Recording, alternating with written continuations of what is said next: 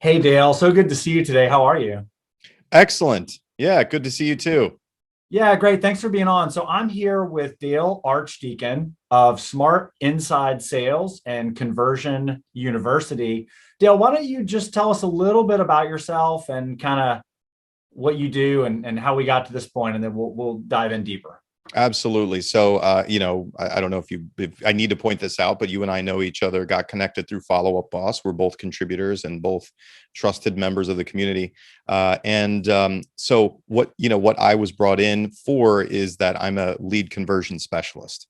So my background is in building real estate teams, building ISA departments, and then managing lead flow for profitability. Essentially, that's what I specialize in. And so all of that rolled up into one is it, goes between the actual training that we do to teach agents and ISAs how to convert leads at a really high level, but then also for leaders, how we help them recruit, train, lead, manage, and coach their own teams and scale their own teams for profitability. That's great. And for what it's worth, so we're also a partner with Follow Up Boss, and I think that's what's interesting is I won't call it a yin and a yang, but you really serve the sales side. And I've always focused only on operations. Obviously, they're related. They're like they're I won't say they're cousins because they're really importantly related, but they're also very different. And I have always stayed out of the sales stuff very specifically. So, but I wanted to have you on kind of today for that reason that I don't want to give advice on the sales training and coaching and what people should say and train their teams. I do want to empower them to have a better overall system and to be sure they are doing that. Right. But that is not my specialty. So just wanted to have you on today and really dive in to some of the things you guys provide and help our clients and our people really understand how they can do a better job of this and how they can connect with you if that's something they want to do. So really just Yeah. want to understand too, how did you get here? I love hearing people's history. Surely there's some things in your life that brought you into being a top level sales coach. So how did you get into real estate? Or let's start even better. What did you do before you got into real estate, and how did you get into this Yeah, business? so I've had so many different jobs. I've been working since I was like 13 years old. I think I've done just about every legal job there is. Um, but I was working as an exhibit designer. I went to art school, got a job as an exhibit designer, and I was doing a lot of work for not a lot of money. And the more work I did and the more work that they liked that I did, the more work they gave me. And I was like, hey, that's awesome. I'll do more work because I assume that comes with more money. And they're like, no, you don't get how this works. You don't get any more money. You just Right. do more work until you die. And I was Right. like, At I some don't point. like how that works. This is terrible economics, right? But I had always liked real estate. I actually invested in my first triplex before I started selling real estate. And, back then, when the market was booming and basically anybody could borrow money by fogging a mirror and anybody could sell real estate, I had this fantasy that people were just like, working part-time, making multi six-figure incomes and, lounging on their yacht or whatever it was. Right. So I'm like, man, screw this, like work hard for a little bit of money thing. I'm going to go sell real estate because I like real estate. I like investing in it. I'll be able to make tons of money part-time selling real estate, and then I can invest to my heart's desire. Right. And that was not the case. So I went and got a real estate license. I had no sales experience, no sphere of influence, was not connected, and frankly, wasn't much of a people person. I'm more of an introvert, right? So that's a recipe for disaster. And then the market tanked. And I was like, what the hell am I going to do? And I was like, believe it or not, when I was in high school, I worked part-time at a telemarketing center in the Midwest. And I was selling credit card insurance, which was completely worthless thing back in the day. Now that would be ludicrous, right? If you were like, hey, you want to insure yourself against loss on your credit card? And they're like, no credit card holds that against you, right? So even back then they still didn't, but it was totally worthless. So I went back to my roots, man. I was like, I guess I gotta talk to people and find people who will sell real estate, either buy or sell real estate with me. And so I started cold prospecting, and I got coached myself. I was in Mike Ferry coaching.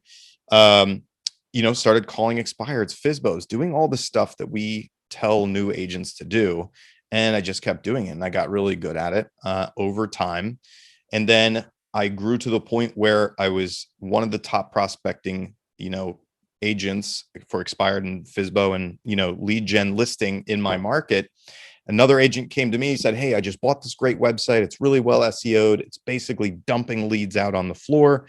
But my agents are lazy and they're cherry picking these leads. Will you come in? You are the best prospector I know. Will you come in and work these leads?" I said, "I'm honored, but frankly, I'm getting a little tired of doing this myself.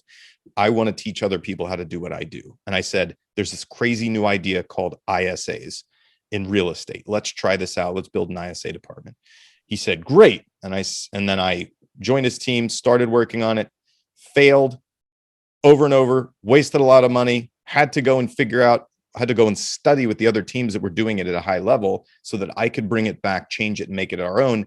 And then became very successful at it, to the point where I could take somebody off the street with no real estate experience, combine them with our leads and our training, and they could produce 50 to 60 transactions individually in their first 12 months for our team. So that is where all of this training that we have, Conversion University, it's where all of those concepts and all the training and all the stuff that we do and how we do it, that's where all of it was formed. And about 6 years ago, I decided to leave my position and create my training and coaching company and bring this out to other teams and agents across the country that need help improving their agents' capabilities and being able to profit from the leads that they're spending a lot of money on. That's so great. And a couple of things to unpack there. Number one, literally everyone needs that. Number two, the timing of that was amazing. I mean, not totally coincidental, because like you said, that term started happening, the ISA term, not to mention being misused as well, but like just all that was kind of it was an interesting confluence. Also funny, I say a lot of the same things. I always tell people I could walk into a Starbucks and find you your operations person. Like, it's not, you just got to ID the right person and give them what they need. Yeah. I wish it was that easy for ISAs. It's really hard to find ISAs, which is why a lot of people have tried it and have failed at it, because finding an operations person, I would assume, is really about personality, or their the way they think and the way they operate. Right. Man, with ISAs, like, I can take different personality types. Lots of different personality types can work. That's not the indicator. The indicator is, do you have the natural inclination and skill to take a lot of punches in the face and keep asking for the sale and be able to build rapport with virtually anybody on the planet and keep doing it over and over again? And that's hard to find. For sure. I would argue that the operations component is, there's a lot more people that naturally have the organization and the kind of the global strategy type of thing. You can enhance that through training and repetition. But I totally agree. You can't, it's a different mindset, skill set, ability to, like you said, literally get punched in the face and just be like, hey, next call. So how are you today? Yeah. Yeah, that's really great. I love that a ton. And I think, again, everybody needs this in their business. Like, agents are typically, and I think as online leads have become, prevalence, not even a strong enough word, you are getting people who are coming in off Facebook who just want to see more pictures. So these these are people you have to nurture, and you have to have a strategy to do that. And there's just so many different lead sources. Let me get this door. The wind's blowing a little bit. There we go. Yeah, there are just so many different lead sources, from cold prospecting or the old school expired for sale by owner prospecting, up to internet leads, PPC, Facebook, social media ads, up to referral companies, portals, Zillow, Realtor, like your own, if you are big enough and you're doing branding marketing or unique selling proposition marketing in your market. Like, there's just so many different ways and different mindsets that leads have when they come into your business, that, when we're teaching agents and ISAs how to have good conversations with their leads, we have a set of principles that we teach that help them have really good structured conversations. Because what we find is a lot of agents and some ISAs just are very poorly trained or not trained at all. And so although you may not have an agent, the skill set of agents or the skill set of salespeople does vary widely and is based on their personality style. So we all know that typically a higher I or a higher D is going to have a more aggressive or a more people-oriented sales style versus a high C, high S, right? They're going to have a more pragmatic, a more systematic sales style. And all of those work. They all function well. And then the skill set of the agent or the drive of the agent really makes a difference, or the salesperson. And so what we do is we come in with a set of principles where we're teaching, no matter who you are, no matter what your style is we teach you functional methods for having conversation with other people. And even if you're a super high I and you basically can barely remember your own street address for all the things going on in your head, if you can take some of our principles and implement them into your conversation, it really helps you structure what you're doing. And likewise, conversely, if you are super regimented, like you're such a high C that you don't understand why there has to be people because people screw everything up, right? If you can take some of our rapport building and some of our philosophy around how to understand the person that you're talking to, right? That will help round out your sales ability there too. So these are the things that we teach. We teach principles around conversational principles that you don't find in those free scripts that everybody has on the internet or that brokers hand out for free. We teach a higher level, more sophisticated set of principles to people, right? So it's like, listen, go out there, use your free scripts, get your crap from the broker, whatever it is, and start using it. Start somewhere, start having conversations. Then when you're ready to improve what you're doing, come to us. Let us teach you a higher level conversational style, all the way from how you get into a conversation to how you handle objections to how you get to closing. Those are the things that we teach. Yeah, that's brilliant. And one thing I know from your training is that you guys really do a fantastic job, I think, of both the strategy and the tactics. There ultimately is the overarching principle, but you do, of course, you have scripts, you have materials, I mean, and they're great. But I think people really do need both. And I think some, similar to what you just said, the different personalities resonate with different ways. Some people really want to understand the strategy first, and then they'll be like all about the script that they have. And some people are like, just give me a script so I can do it. And then I'll want to understand a little more why what I'm saying, what is happening through me saying that. I want to understand why this isn't working. Right. I want to understand why I have to talk to 100 people to get one appointment, which is nuts, right? That's crazy burnout land. So, some of the goals that we're looking for when we train people is ultimately we're looking to be able to advance an agent's or ISA's skills to the point where they can, and I'm talking stranger business here, right? Not warm referrals, not Zillow portal leads where basically you have to try to screw it up, right? You're going to get an appointment with somebody. I'm talking about all those other lead sources where you need some skill to convert them. What we're looking at is the ultimate goal is to have an agent or ISA be able to get their skill level to the point where they can set an appointment in every 15 to 20 contacts with strangers. So that's really that's the metric that we know where we've pretty much gotten you to about as sharp as you can be. And when we first start working with people, they will be really high. So they could be as high as 80 contacts to an appointment, or even 100, or some people with a little more sales skill and experience might come in around 50 contacts to an appointment.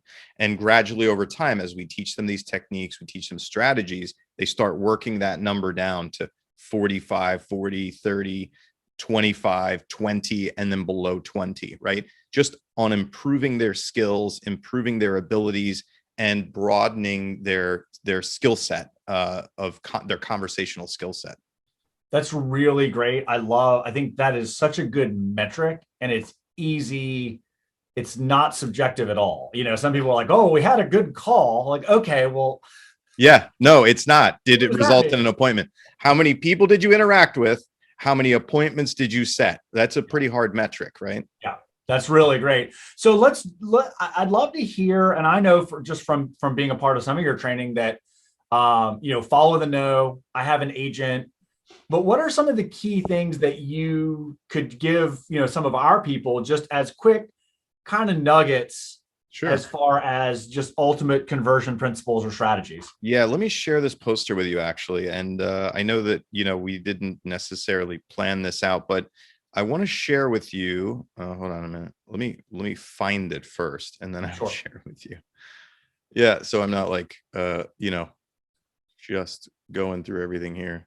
That's totally good. Let me find it. So basically what I'm going to share with you, it's our lead conversion principles poster, really. And what I do is when typically when a brokerage will reach out to us and say, hey, can you come do a training for us? This is the thing that I actually train from. And it lines out some of these principles in a really visual, easily understood way. Great. So let's see if you tell me if you can see this. You said lead conversion. Perfect. I've seen this before too. It's great. Okay, yeah. So this is one of the things I start with this because this doesn't contain all of the principles or concepts that we teach. That would be impossible. But these are some of the core ones that when I start, when someone gets introduced to our company, or even if they start, their team starts coaching with us or training with us, this is where we start because these are some of the bedrock concepts that we need people to understand.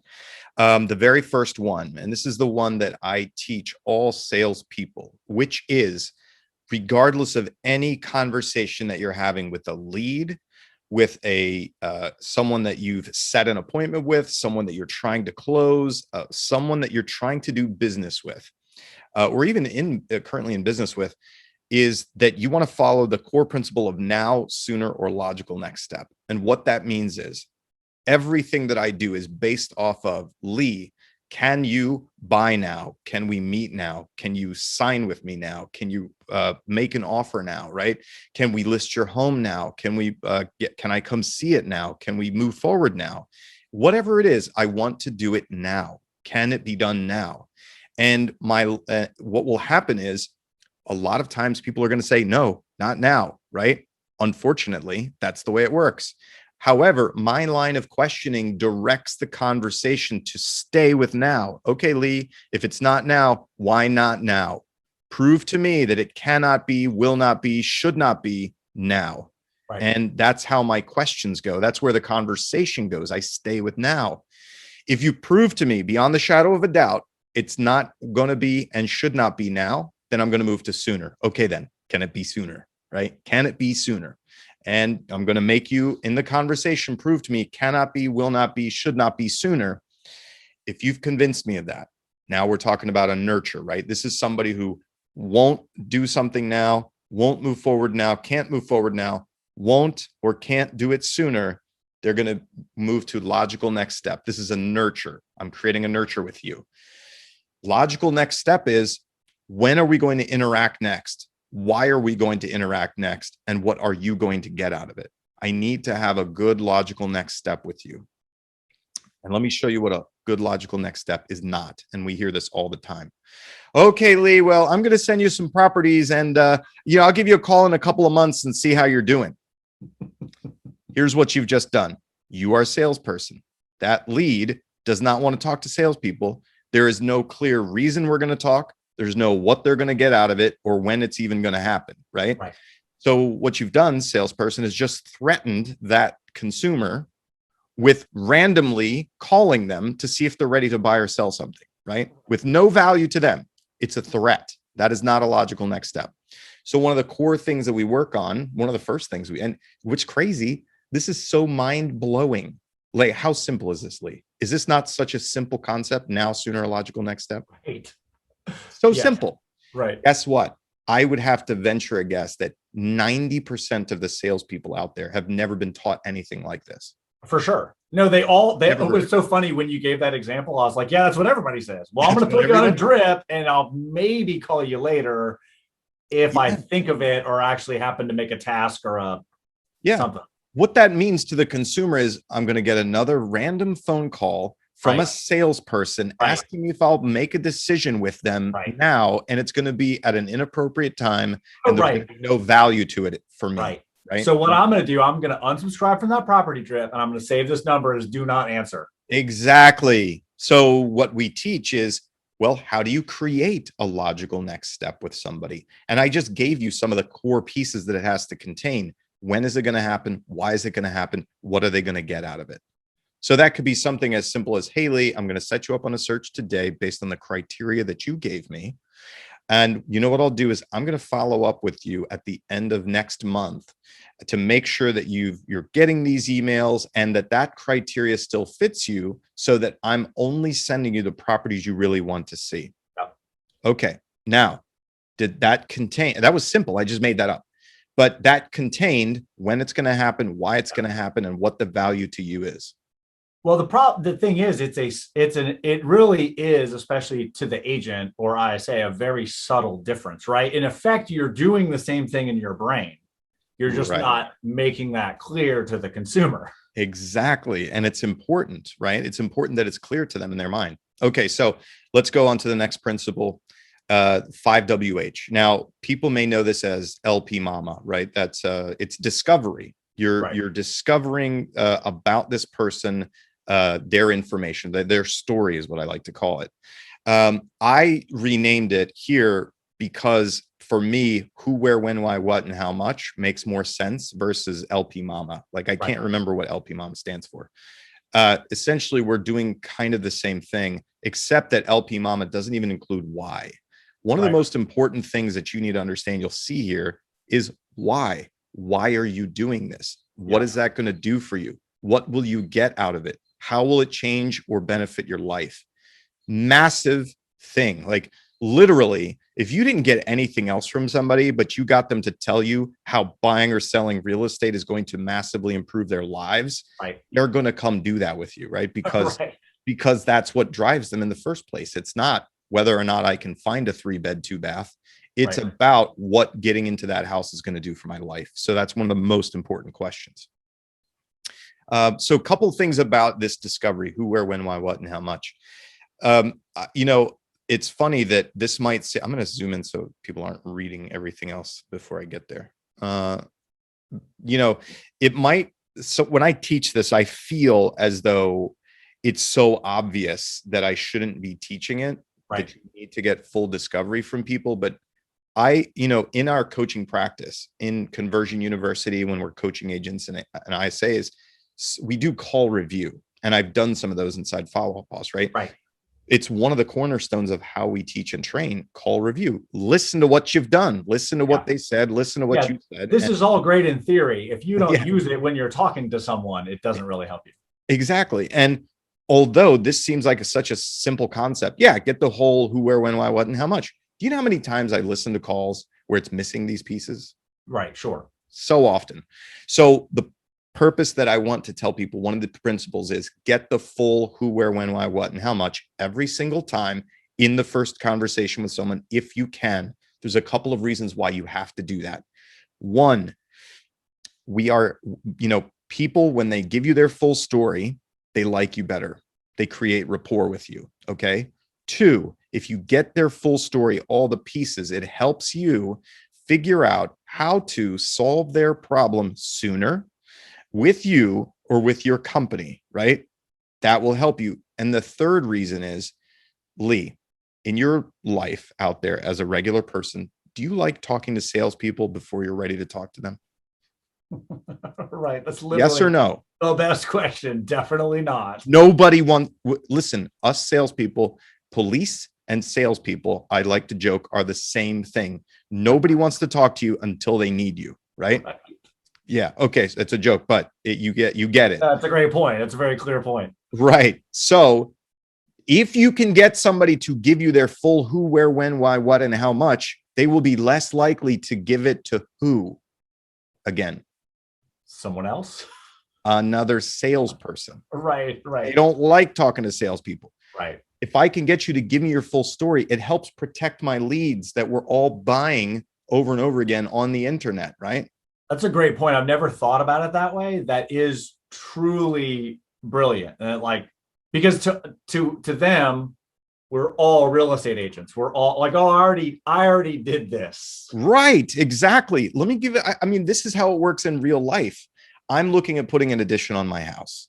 I need to find an architect to draw full construction drawings and structural drawings, right? So I'm trying to save money. I've reached out to several different companies. One of them so far has gotten my full story, gotten me a full quote. We understand each other. Guess what happens when the other ones hit me up? I am not as much of a shopper. I'm like, I got a good price. This guy knows what I'm doing. I don't feel like going through it again with other people.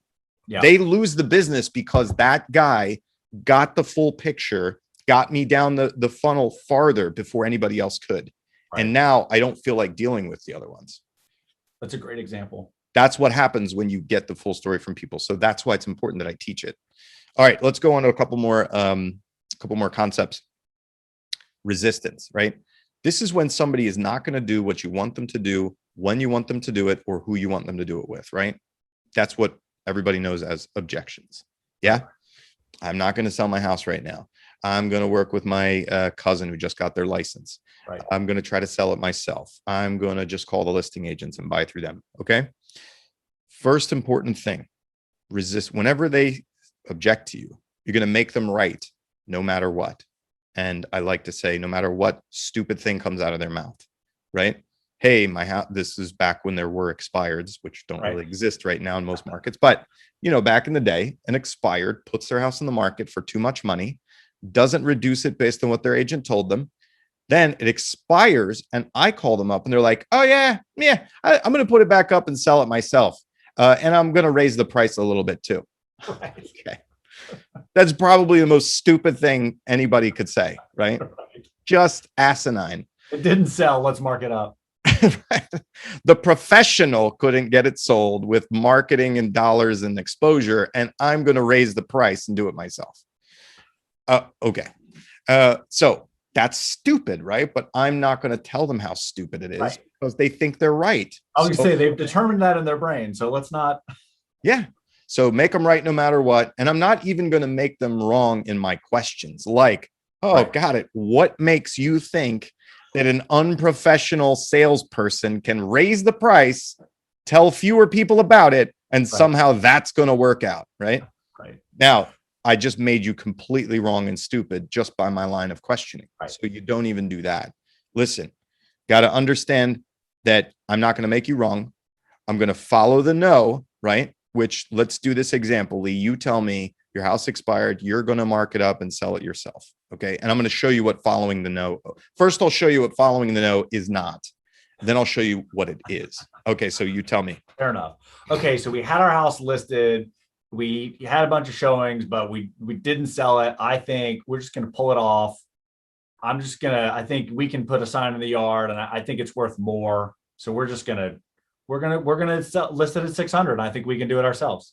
Okay, got it. Now, at first, let's identify what the no is and how we do that. This is something we have to teach people sometimes. The way I identify your no is if I ask myself, if I say, hey, if I said to Lee, let me list your home right now and get it sold, whatever your simple answer back to me would be is your no. In this case, the no would be, I'm selling it myself. Right. That's the no. Right. So you would bring up the prospect of listing it or getting the business, and then I would say, "Oh, we're just gonna do it ourselves." Right. Exactly. So with everything that you said, the no in there is I'm going to sell it myself. Okay, that's the no. So you say your objection again, and I'm going to demonstrate what not following the no is, and then I'll tell you what following the no is. Okay. All right. So so we're just going to sell it ourselves. Well, do the whole story thing you did first. Oh, I'm sorry. So we had our house listed with an agent. We had a bunch of showings, but it didn't sell. We didn't get an offer. So we're just going to sell it ourselves. Oh, got it, Lee. What's the benefit to selling it yourself? Well, sorry, that was following the no. Right. Crap, not following the no. It's hard not to, right? Hard not to, right? Not following the no would be asking something like, oh, got it. Okay. So when you guys move, are you staying here or are you moving out of town? Right. Just pivoting. Yeah, so that would be not following the no. Is if I'm off track, I start Right. asking about something else that Right. isn't You're like, okay, cool. right. So really what the no is I'm going to sell it myself. So following it is I'm going to ask a direct question about it. Usually it's going to be something about what the advantage to that is, or Right. how you decided to do that, or Right. what, what impact that would have, whatever it may be. Right. Right. So that's following the no. And the reason that we do that is the reason we make them right. The reason that we follow the no is if you see this PPO, perspective, process, outcome, what we do is we teach everyone that objections, when somebody isn't going to do what you want them to do, when you want them to do it, or who you want them to do it with, that is made up of three pieces. Their objection is made up of three parts. It's made up of their perspective, their process, and their outcome. So their perspective is what they think they know, the experience that they have, what somebody else told them, what they saw on TV, right? And that perspective informs their process. Their process is how they're going to do something or not do something, when they're going to do something or not do something, or who they're going to use to do it. They'll follow that process because they believe that it's going to either get them some unique outcome or outcomes. It's going to help them achieve or avoid some unique outcome or outcomes, right? So when people understand that that's what an objection is made of, it helps them understand, right, one, I can't make you wrong because you already have perspective, process, and outcome that causes you to say that. Like, nobody tries to be stupid, right? Right. So if you say, I'm going to take it off the market, I'm going to mark it up and sell it myself, you aren't thinking to yourself, that is probably the stupidest thing that anybody could do. Right. No, it's clearly a great idea. Right. You, based on your perspective, process, right, and what you think the outcome will be, right, you think that that makes sense. Right. We watch $1 Million Listing and they just call their friends and then they sell the house and it's great. Exactly. We're just going to do that.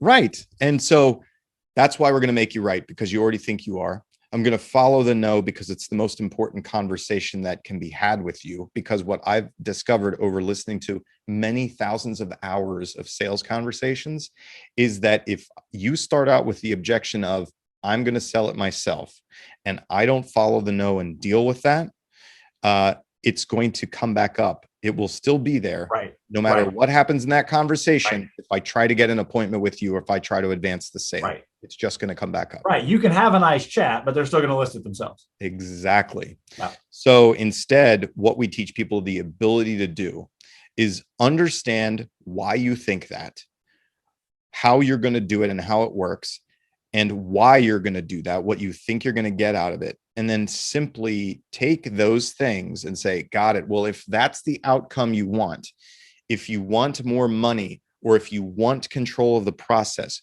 or if you want to guarantee that it will happen this time, or whatever it is that you want, I just have to get down to it. And then I sell it back to you. And that's what we call here, sell what they are buying, right? So I go through this process to understand where your brain is at, why you're going to do it that way or not do it that way, what you think you're going to get out of it. And I simply sell it back to you. Okay. However, so in this little example, you are going to do it yourself because let's use a simple one. You think you're going to get more money doing it that way. Right. You think you're going to get more money. Okay. You want more money. And I say, I figure that out and I try to sell it back to you. Hey, Lee, well, you want more money, so you're going to try to sell it yourself. I can get you more money if you work with me too, right?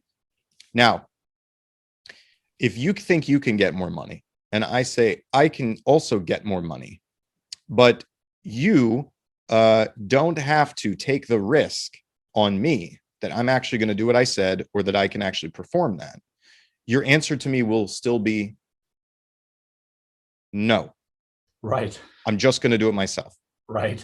If I can get more money and I don't have to take any risk, and I know that I can do it, versus taking a risk on you and whether you're going to perform and can actually do it for maybe around the same money, that would be dumb. I'm going to say no. I'm going to stay here. So that's where the principle of offering more, better, cheaper, faster, easier comes in. I can't get you to change the way you're going to do something if I simply offer you the same thing you think you're already going to get. Right?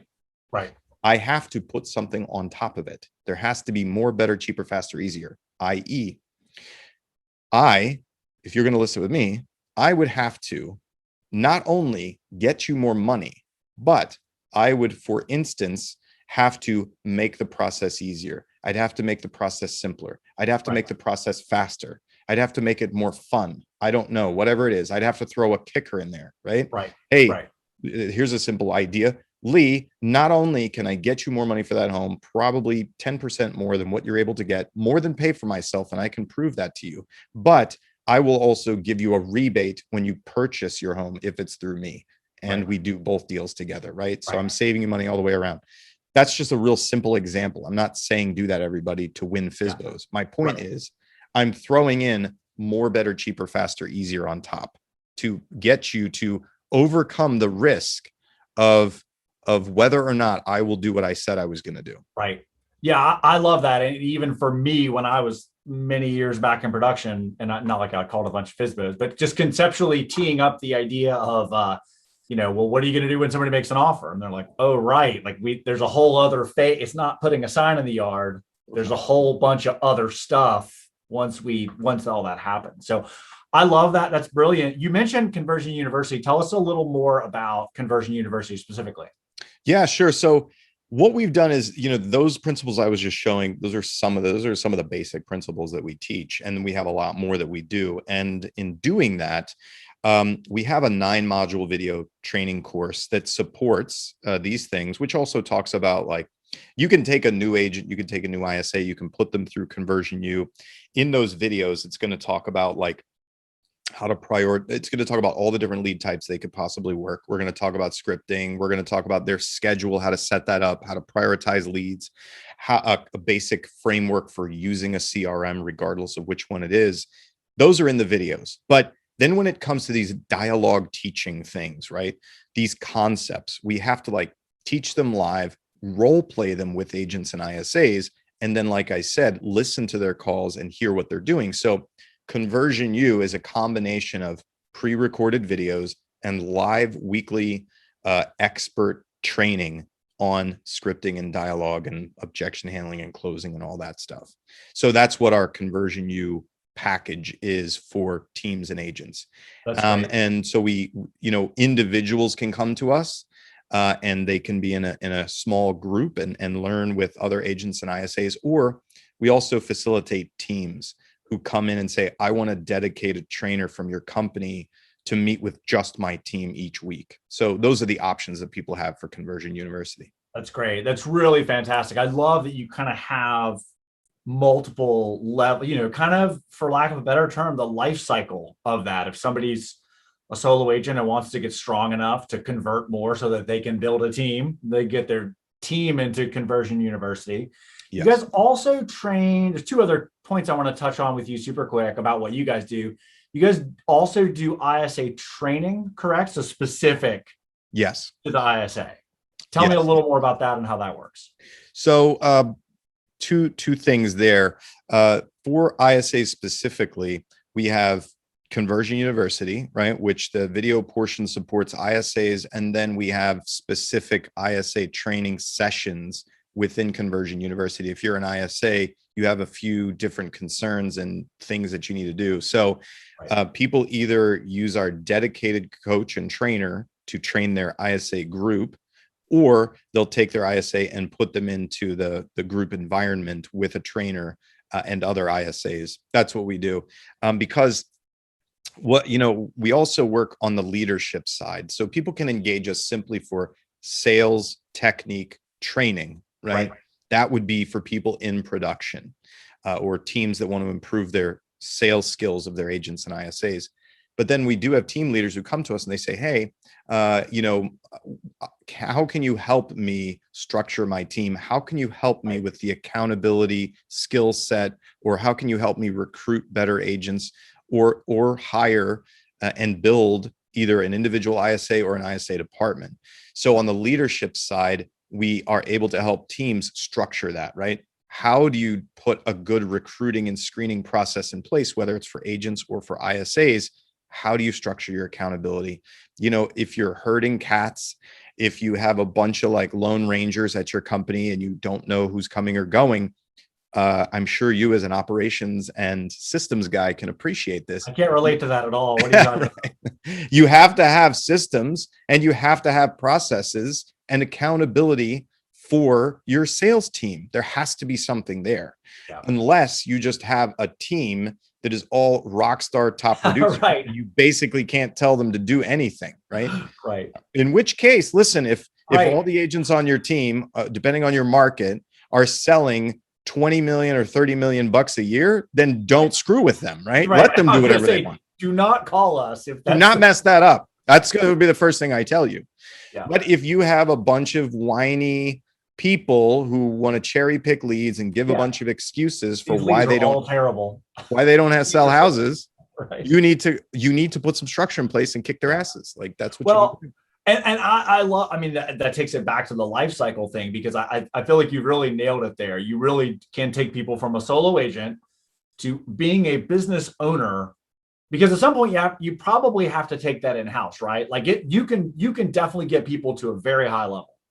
But I think there's a point at which, as a business, you have to have a little more of that baked into your overall culture. Like they can't just hop on a session with you guys and maintain a 30-person sales force that needs constant, that needs support, that needs hey, I need a mentor, or hey, I have a quick question type of thing. Exactly. That's really cool. Yeah, in working with us, there is a life cycle to this stuff, i.e., you come into Conversion University. Usually what we do is we run it in 3-month sprints, right? So you come in, and that would be 12 sessions. You come in, you do 12 sessions with us. A lot of people stay because they want to continue improving their skills. But what I would say is that usually on average, people will stay in Conversion U maybe up to about a year. After about a year, we've really gotten their skill set to pretty much as far as we can get it. And then they'll end with us. And we do these reboot things, right? So maybe, they've done a year with us, then they go out into the world, they're practicing, they're selling, they're doing well. But, I'll say 6 months later, 3/4 of a year later, they're feeling a little rusty. They want to come back in and they want to get juiced up again. And there's a certain technique they weren't as good at that they really want to practice again. They come back in and get a reboot for 3 months. Likewise, when we work with teams, the ultimate goal for us is to really make a great impact. And a team that is highly that has the systems they need. They have the recruiting system, they have the training system, they have the accountability pieces, right? And they have all of that really dialed in, and they can take brand new agents with no experience and they can put them through that and either find success quickly or get out of business with them quickly. When you get to that point as a team, you don't need my help anymore. That's what you want. That's the ultimate goal, to build that machine. It's similar to what you do, right? If people, I'm not trying to take money out of your pocket, but your goal is we get you really well structured. We help you build a really well-oiled machine, and you keep the machine oiled yourself. And I don't have to keep coming in and building it for you. That's what we want. Yeah, I totally agree with that. In fact, we definitely operate on that principle as well. I tell people straight up, I'm like, we're not here to get you addicted to us, but there are going to be other things. Like once we conquer this thing, there's a whole other thing. And then by the time you get through that, now you've doubled your agent count and you have to redo the thing you did a year ago because you have a different company at that point. Oh yeah. Yeah. Those things do have to get revamped over time. But you're totally right. I'm a big fan of that. Like there should be some benchmark of like, yes, we've done stuff, not just we did a bunch of stuff and now what, but there are benchmarks in that. So what's the best way for people to learn more or connect with you? I'm easy to find, right? I'm Dale at smartinsidesales.com. Super simple. In the Follow Up Boss Facebook group. I'm a moderator for Lab Coat Agents. I do a weekly show in there with my co-host Brian called Cash Call. So we're there every Wednesday. And yeah, super easy to find. And we have, if you're looking to either improve your sales skill and language, or improve the sales skill of your team, or even the team, your sales management and accountability. Those are the things that we do. I can't tell you how to hire. I'm not going to tell you how to hire admins or how to put your listing process together once you've taken one. But everything that happens prior to that, we can help you with. That's perfect. I love that so much. So smartinsidesales.com is the website. Yes. Yes. Very good. And you are Dale at, so that's easy Dale to find. at smartinsidesales.com.